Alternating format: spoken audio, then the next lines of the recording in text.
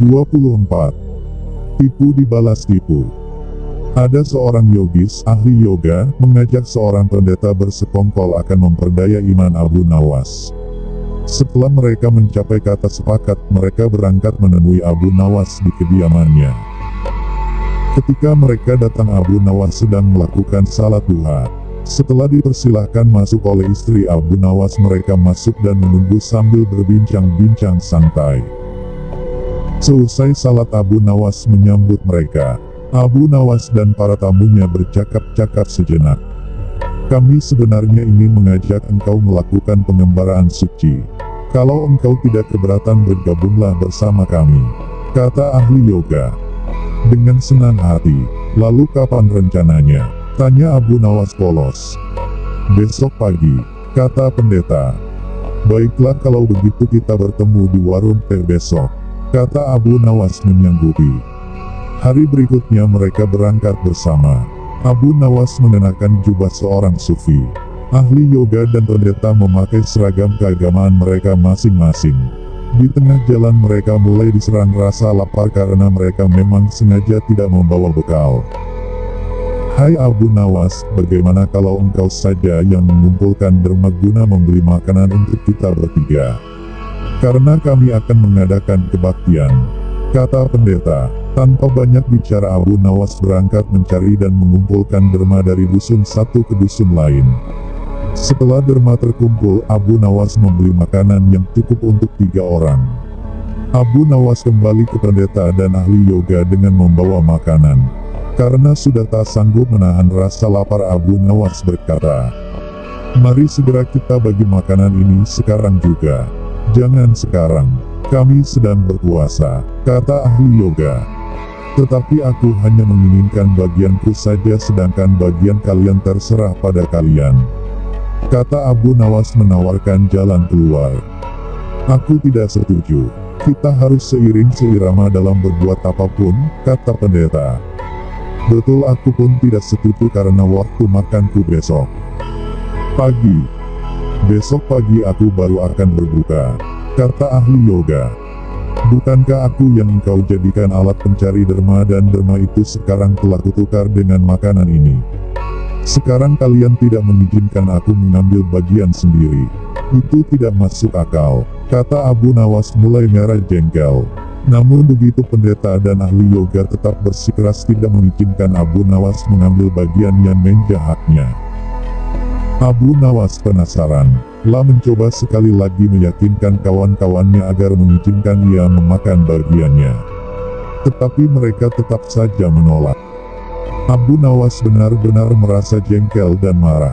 Namun Abu Nawas tidak memperlihatkan sedikit pun kejengkelan dan kemarahannya. "Bagaimana kalau kita mengadakan perjanjian?" kata pendeta kepada Abu Nawas. "Perjanjian apa?" tanya Abu Nawas.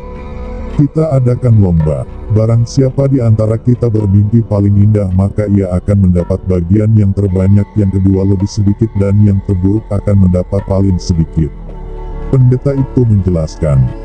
Abu Nawas setuju, lah tidak memberi komentar apa-apa.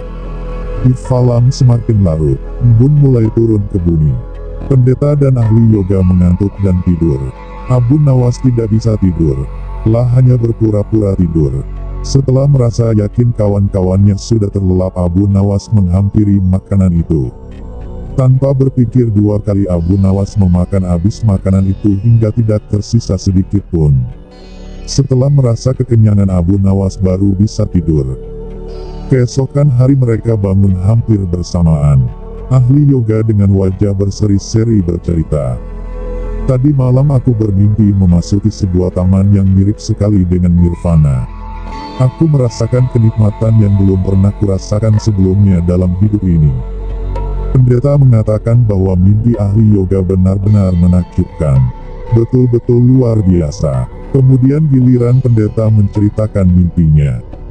"Aku seolah-olah menembus ruang dan waktu. Dan ternyata memang benar. Aku secara tidak sengaja berhasil menyusup ke masa silam di mana pendiri agamaku hidup. Aku bertemu dengan beliau, dan yang lebih membahagiakan adalah aku diberkatinya." Ahli yoga juga memuji-muji kehebatan mimpi pendeta. Abu Nawas hanya diam. La bahkan tidak merasa tertarik sedikit pun. Karena Abu Nawas belum juga buka mulut, pendeta Dai Alwi Yoga mulai tidak sabar untuk tidak menanyakan mimpi Abu Nawas. Kalian tentu tahu Nabi Daud alaihi salam. Beliau adalah seorang nabi yang ahli berpuasa. Tadi malam aku bermimpi berbincang-bincang dengan beliau. Beliau menanyakan apakah aku berpuasa atau tidak. Aku katakan aku berpuasa karena aku memang tidak makan sejak dini hari. Kemudian beliau menyuruhku segera berbuka karena hari sudah malam. Tentu saja aku tidak berani mengabaikan perintah beliau. Aku segera bangun dari tidur dan langsung menghabiskan makanan itu, kata Abu Nawas tanpa perasa bersalah secuil pun. Sambil menahan rasa lapar yang menyayat-nyayat, pendeta dan ahli yoga saling berpandangan satu sama lain. Kejengkelan Abu Nawas terobati. Kini mereka sadar bahwa tidak ada gunanya coba-coba mempermainkan Abu Nawas, pasti hanya akan mendapat celaka sendiri. 25. Tugas yang mustahil. Abu Nawas belum kembali. Kata istrinya, ia bersarna seorang pendeta dan seorang ahli yoga sedang melakukan pengembaraan suci. Padahal saat ini Baginda amat membutuhkan bantuan Abu Nawas. Beberapa hari terakhir ini Baginda merencanakan membangun istana di awang-awang. Karena sebagian dari raja-raja negeri sahabat telah membangun bangunan-bangunan yang luar biasa. Baginda tidak ingin menunggu Abu Nawas lebih lama lagi. Beliau mengutus beberapa orang kepercayaannya untuk mencari Abu Nawas. Mereka tidak berhasil menemukan Abu Nawas karena Abu Nawas ternyata sudah berada di rumah ketika mereka baru berangkat. Abu Nawas menghadap Baginda Raja Harun al-Rasyid. Baginda amat riang. Saking gembiranya beliau mengajak Abu Nawas bergurau. Setelah saling tukar-menukar cerita-cerita lucu, lalu Baginda mulai mengutarakan rencananya. Aku sangat ingin membangun istana di awang-awang agar aku lebih terkenal di antara raja-raja yang lain. Adakah kemungkinan keinginanku itu terwujud, wahai Abu Nawas? Tidak ada yang tidak mungkin dilakukan di dunia ini, Paduka yang mulia, kata Abu Nawas berusaha mengikuti arah pembicaraan Baginda. Kalau menurut pendapatmu hal itu tidak mustahil diwujudkan, maka aku serahkan sepenuhnya tugas ini kepadamu, kata Baginda puas. Abu Nawas terperanjat, menyesal telah mengatakan kemungkinan mewujudkan istana di awang-awang. Tetapi nasi telah menjadi bubur. Kata-kata yang telah terlanjur didengar oleh Baginda tidak mungkin ditarik kembali. Baginda memberi waktu Abu Nawas beberapa minggu. Rasanya tak ada yang lebih berat bagi Abu Nawas kecuali tugas yang diembannya sekarang. Jangankan membangun istana di langit, membangun sebuah gubuk kecil pun sudah merupakan hal yang mustahil dikerjakan. Hanya Tuhan saja yang mampu melakukannya. Begitu gumam Abu Nawas. Hari-hari berlalu seperti biasa. Tak ada yang dikerjakan Abu Nawas kecuali memikirkan bagaimana membuat Baginda merasa yakin kalau yang dibangun itu benar-benar istana di langit.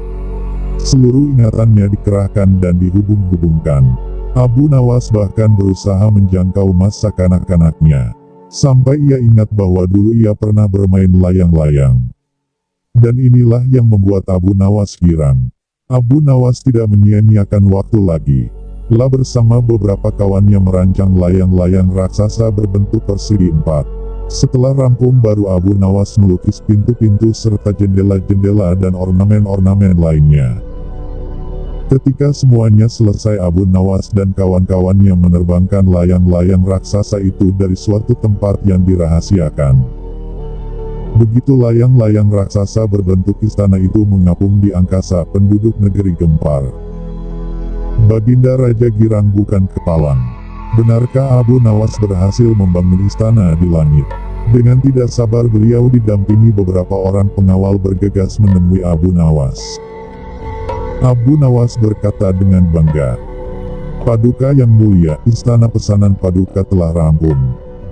"Engkau benar-benar hebat wahai Abu Nawas," kata Baginda memuji Abu Nawas. "Terima kasih Baginda yang mulia," kata Abu Nawas. "Lalu bagaimana caranya aku ke sana?" tanya Baginda. "Dengan tambang, Paduka yang mulia," kata Abu Nawas. "Kalau begitu siapkan tambang itu sekarang," Aku ingin segera melihat istanaku dari dekat, kata Baginda tidak sabar.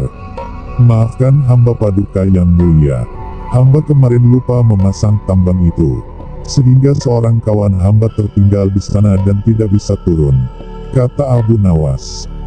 Bagaimana dengan engkau sendiri Abu Nawas? Dengan apa engkau turun ke bumi? Tanya Baginda. Dengan menggunakan sayap Paduka yang mulia, kata Abu Nawas dengan bangga. Kalau begitu buatkan aku sayap supaya aku bisa terbang ke sana, kata Baginda. Paduka yang mulia, sayap itu hanya bisa diciptakan dalam mimpi, kata Abu Nawas menjelaskan. Engkau berani mengatakan aku gila sepertimu? Tanya Baginda sambil melotot. Ya, Baginda, kurang lebih seperti itu, jawab Abu Nawas tangkas. Apa maksudmu? Tanya Baginda lagi. Baginda tahu bahwa membangun istana di awang-awang adalah pekerjaan yang mustahil dilaksanakan. Tetapi Baginda tetap menyuruh hamba mengerjakannya. Sedangkan hamba juga tahu bahwa pekerjaan itu mustahil dikerjakan, tetapi hamba tetap menyanggupi titah Baginda yang tidak masuk akal itu, kata Abu Nawas berusaha meyakinkan Baginda. Tanpa menoleh Baginda Raja kembali ke istana diiring para pengawalnya. Abu Nawas berdiri sendirian sambil memandang ke atas melihat istana terapung di awan-awan. Sebenarnya siapa di antara kita yang gila? Tanya Baginda mulai jengkel. Hamba kira kita berdua sama-sama tidak waras tuanku, jawab Abu Nawas tanpa ragu. 26. Orang-orang kanibal. Saat itu Abu Nawas baru saja pulang dari istana setelah dipanggil Baginda. Tidak langsung pulang ke rumah melainkan berjalan-jalan lebih dahulu ke perkampungan orang-orang Badui. Ini memang sudah menjadi kebiasaan Abu Nawas yang suka mempelajari adat istiadat orang-orang Badui. Pada suatu perkampungan, Abu Nawas sempat melihat sebuah rumah besar yang dari luar terdengar suara hingar-bingar seperti suara kerumunan puluhan orang. Abu tertarik, ingin melihat untuk apa orang-orang Badui berkumpul di sana. Ternyata di rumah besar itu adalah tempat orang Badui menjual bubur haris, yaitu bubur khas makanan para petani. Tapi Abu Nawas tidak segera masuk ke rumah besar itu, merasa lelah dan ingin beristirahat, maka ia terus berjalan ke arah pinggiran desa. Abu Nawas beristirahat di bawah sebatang pohon rindang. Merasa hawa di situ amat sejuk dan segar sehingga tidak berapa lama kemudian mengantuk dan tertidur di bawah pohon. Abu Nawas tak tahu berapa lama ia tertidur, tahu-tahu ia merasa dilempar ke atas lantai tanah. Brak, pun tergagap bangun. Kurang ajar, siapa yang melemparku? Tanyanya heran sembari menengok kanan kiri. Ternyata ia berada di sebuah ruangan pengap berjeruji besi, seperti penjara. Hai, keluarkan aku. Kenapa aku dipenjara di sini? Tidak berapa lama kemudian muncul seorang Badui bertubuh besar. Abu Nawas memperhatikan dengan seksama, ia ingat orang inilah yang menjual bubur haris di rumah besar di tengah desa.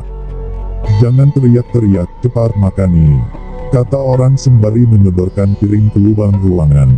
Abu Nawas tidak segera makan. Mengapa aku dipenjara? Kau akan kami sembelih dan akan kami jadikan campuran bubur haris. Hah? Jadi yang kau jual di tengah desa itu bubur manusia? Tepat, itulah makanan favorit kesukaan kami. Jadi kalian sekampung suka makan daging manusia. Lihat, termasuk dagingmu, sebab besok pagi kau akan kami sembelih. Sejak kapan kalian makan daging manusia? Oh, sejak lama, setidaknya sebulan sekali kami makan daging manusia. Dari mana saja kalian dapatkan daging manusia? Kami tidak mencari kemana-mana, hanya setiap kali ada orang masuk atau lewat di desa kami pasti kami tangkap dan akhirnya kami sembelih untuk dijadikan butjur. Abu Nawas diam sejenak, berpikir keras bagaimana caranya bisa meloloskan diri dari bahaya maut ini. Merasa heran, kenapa Baginda tidak mengetahui bahwa di wilayah kekuasaannya ada kanibalisme, ada manusia makan manusia. Barangkali para menteri hanya melaporkan hal yang baik-baik saja. Mereka tidak mau bekerja keras untuk memeriksa keadaan penduduk, pikir Abu Nawas. Baginda harus mengetahui hal seperti ini secara langsung, kalau perlu. Setelah memberi makan berupa bubur, Badui itu meninggalkan Abu Nawas.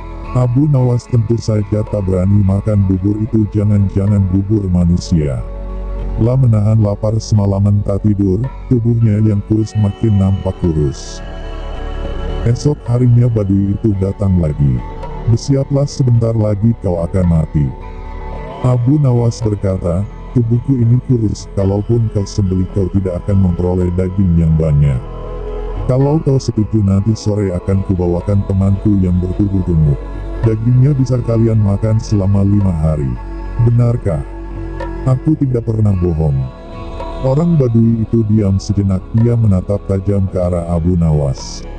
Entah kenapa akhirnya orang Badui itu renang percayai dan melepaskan Abu Nawas.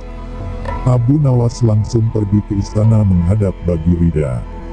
Setelah berbasa-basi maka Baginda bertanya kepada Abu Nawas.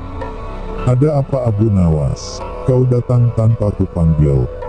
"Ampun tuanku, hamba baru saja pulang dari suatu desa yang aneh." "Desa aneh? Apa keanehannya?" "Di desa tersebut ada orang menjual bubur haris yang khas dan sangat lezat. Di samping itu hawa di desa itu benar-benar sejuk dan segar. Aku ingin berkunjung ke desa itu. Pengawal, siapkan pasukan."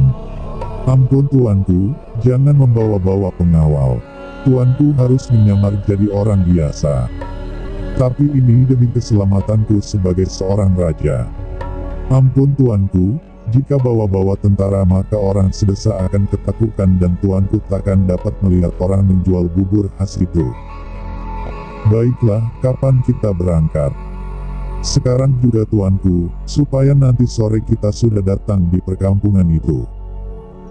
Demikianlah, Baginda dengan menyamar sebagai seorang biasa mengikuti Abu Nawas ke perkampungan orang-orang Badui kanibal.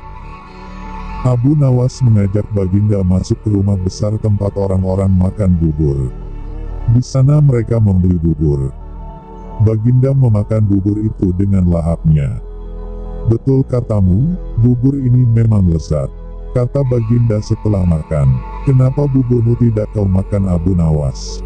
"Hamba masih kenyang," kata Abu Nawas sambil melirik dan berkedip ke arah penjual bubur. Setelah makan, Baginda diajak ke tempat pohon rindang yang hawanya sejuk. "Betul juga katamu, di sini hawanya memang sejuk dan segar." "Ah, aku kok mengantuk sekali," kata Baginda. "Tunggu tuanku, jangan tidur dulu, hamba pamit mau buang air kecil di semar belukar sana." "Baik, pergilah Abu Nawas." Baru saja Abu Nawas melangkah pergi, Baginda sudah tertidur, tapi ia segera terbangun lagi ketika mendengar suara bentakan keras. "Hai orang gendut, cepat bangun, atau kami sembelih di tempat ini." Ternyata Badui penjual bubur sudah berada di belakang Baginda dan menghunus pedang diarahkan ke leher Baginda.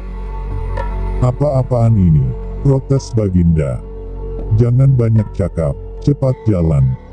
Baginda mengikuti perintah orang Badui itu dan akhirnya dimasukkan ke dalam penjara. "Mengapa aku di penjara?" "Besok kau akan kami sembelih, dagingmu kami campur dengan tepung gandum dan jadilah bubur haris yang terkenal lezat." Hahaha. "Astaga, jadi yang kumakan tadi." "Betul, kau telah memakan bubur kami, bubur manusia." Baginda mau muntah tapi tak bisa. "Sekarang tidurlah, berdoalah, sebab besok kau akan mati." "Tunggu, mau apa lagi? Berapa penghasilanmu sehari dari menjual bubur itu?" 50 dirham. "Cuma segitu?" "Iya. Aku bisa memberimu 500 dirham hanya dengan menjual topi." "Ah, masak. Sekarang berikan aku bahan kain untuk membuat topi. Besok pagi boleh kail coba menjual topi buatanku itu ke pasar. Hasilnya boleh kau miliki semua." Badui itu ragu, ia berbalik melangkah pergi. Tak lama kemudian kembali lagi dengan bahan-bahan untuk membuat topi. Esok paginya Baginda menyerahkan sebuah topi yang bagus kepada si Badui. Baginda berpesan, "Juallah topi ini kepada Menteri Farhan di Istana Baghdad." Badui itu menuruti saran Baginda. Menteri Farhan terkejut saat melihat seorang Badui datang menemuinya. "Mau apa kau?" tanya Farhan. "Menjual topi ini." Farhan melirik, topi itu memang bagus. La mencoba memeriksanya dan alangkah terkejutnya ketika melihat hiasan berupa huruf-huruf yang maknanya adalah surat dari Baginda yang ditujukan kepada dirinya. "Berapa harga topi ini?" 500 dirham, tak boleh kurang." "Baik, aku beli." Badui itu langsung pulang dengan wajah ceria. Sama sekali ia tak tahu jika Farhan telah mengutus seorang prajurit untuk mengikuti langkahnya. Siangnya prajurit itu datang lagi ke istana dengan melaporkan lokasi perkampungan si penjual bubur. Farhan cepat bertindak sesuai pesan di surat Baginda. 1000 orang tentara bersenjata lengkap dibawa ke perkampungan.